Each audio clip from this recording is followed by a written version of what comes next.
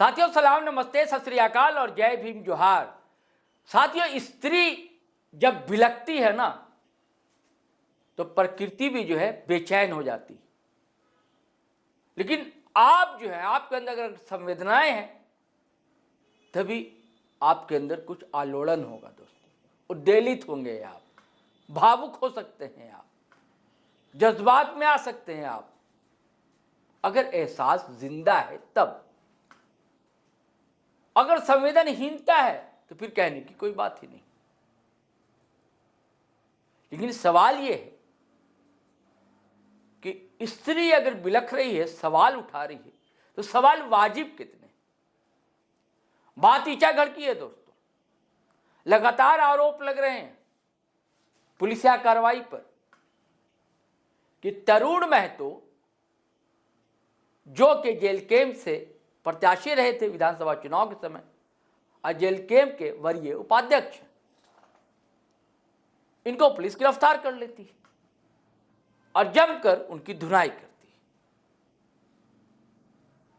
आरोप यह है कि वो जबरन चंदा वसूली कर रहे थे, उगाही कर रहे थे, जो बालू का अवैध खनन होता है। अब अवैध खनन होता है और उसको लेकर अवैध वसूली हो रही थी। वसूली तो अवैध ही होती है, वैध अवैध तो होती नहीं। तो क्या इसके पीछे कोई राजनीतिक साजिश है? क्या सच तरुण महतो तरुणाई में वहां पहुंच गए थे? लेकिन अब तरुण जो है, तरुण तो रहे नहीं, नौजवान है वो, अब युवा है। बड़ा आरोप यह है कि सिर्फ पुलिस ने ही पिटाई की है, या जो तस्कर है, जो अवैध उठाव करते हैं बालू का, उन लोग भी इसमें शामिल है। सवाल तो एक और उठता है कि मामले को लेकर दूसरे वरीय उपाध्यक्ष, जो दिल्ली से विधानसभा में प्रत्याशी थे, देवेंद्र नाथ महतो, वो तो चले जाते हैं ईचागढ़। लेकिन खबर यह कि और लोग शामिल नहीं हुए, या गांव के लोग शामिल नहीं हुए उस प्रदर्शन में, ऐसे आरोप। सवाल यह भी उठता है कि डुमरी एमएलए जयराम महतो हर मामले में बोलते हैं, इस मामले में चुप्पी की चादर क्यों ओढ़ ली है उन्होंने? मौन व्रत धारण क्यों कर लिया है? सवाल तो कई उठेंगे दोस्तों, उसका सामना करने को तैयार रहना ही चाहिए हमें। तो साथियों, हम चाहते हैं कि सुनिए पहले तरुण महतो की पत्नी ने मीडिया से रूबरू होकर कहा क्या है, फिर हम बात को आगे बढ़ाते हैं। है क्योंकि बाहरी आदमी यहाँ आके बालू का अवैध खनन कर रहा है, और गांव का जो आदमी लोग छोटा छोटा ट्रैक्टर चला रहे हैं, छोटा छोटा गाड़ी में बालू चला रहे हैं, उसी से उसका भरण पोषण हो रहा है। बच्चे का उन लोग, बच्चे को भी हॉस्टल से निकाल के घर में बिठाए हैं, क्योंकि बच्चे का भी उन लोग फीस नहीं दे पा रहे हैं, ट्रैक्टर का EMI नहीं भर पा रहे हैं। तो उन लोगों को रुकवा के, गांव वालों को रुकवा के, इन लोग थाना वाला से सब बालू माफिया लोग मिल के अवैध बालू चला रहे हैं। तो इसी परेशानी से गांव वाले 2-3 महीने से परेशान थे कि नहीं, आप आइए और इनसे बात कीजिए। कल रात को जब इनको खबर मिला तो ये चले गए। तो वहां उन लोग क्या कर रहे थे? प्रशासन, 2 प्रशासन थे, वो ड्रेस में नहीं थे, वर्दी में नहीं थे, सिविल में थे। वहां खुद उन लोग बैठ के बालू गाड़ी भेज रहे थे। उन लोगों को कम से कम 40 से 50 बालू हाइबा भेजे हैं। और यहाँ कैसे पता चलेगा कि वो प्रशासन है कि बालू माफिया है? हम लोगों को पता नहीं था। और वहाँ जो इन लोग हम लोगों के ऊपर आरोप लगा रहे हैं कि नहीं, प्रशासन के ऊपर हाथ उठाए हैं, तो ये बेबुनियाद है, गलत है। हम लोग प्रशासन के ऊपर हाथ नहीं उठाए हैं, ये बालू माफिया के लोग ही थे जो प्रशासन के ऊपर हाथ उठाए हैं। उनका गाड़ी भी अभी भी थाना में है, पड़ा हुआ है, लेकिन उन लोगों को अरेस्टिंग नहीं हुआ है उन लोगों का। तो हम यही बोलने जा रहे हैं, जब इनको वहां से प्रशासन के ऊपर, ठीक है, जो भी करने के लिए उन लोग गए थे, प्रशासन के ऊपर हाथ उठाए, जो भी उठाए, ठीक है, उनका काम था अरेस्ट करना। आधा घंटा पुलिस को हमला करने के बाद इधर से हमला हुआ था, हम मान रहे हैं, किसका गलती है हमको नहीं पता, लेकिन इधर से हमला हुआ है, वो हम लोग से हुआ है या बालू माफिया से हुआ है, तो पुलिस से हमला हुआ है, हम मान रहे हैं।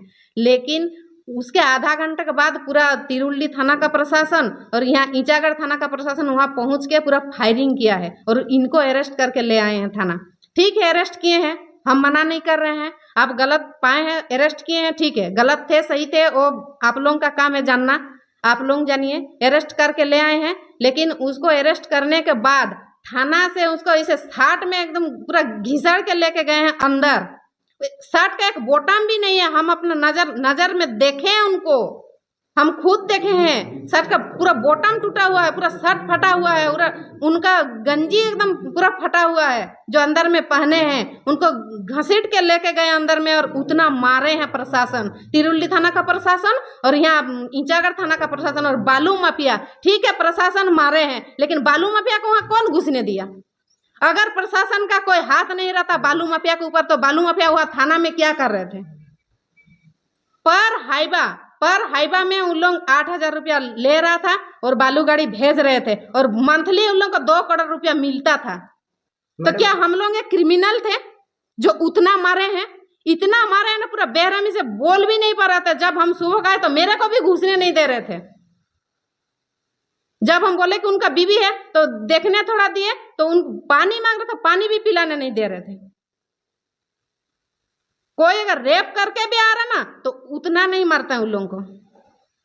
कोई मर्डर करके आ रहा तो उनको भी उतना नहीं मारते हैं जितना इनको मारे हैं। जानबूझ के मारे हैं, सोची समझी साजिश है इनका, इन लोगों का, बालू माफिया का और प्रशासन का। तो क्या सिंडिकेट चल रहा है क्या बालू का? हाँ,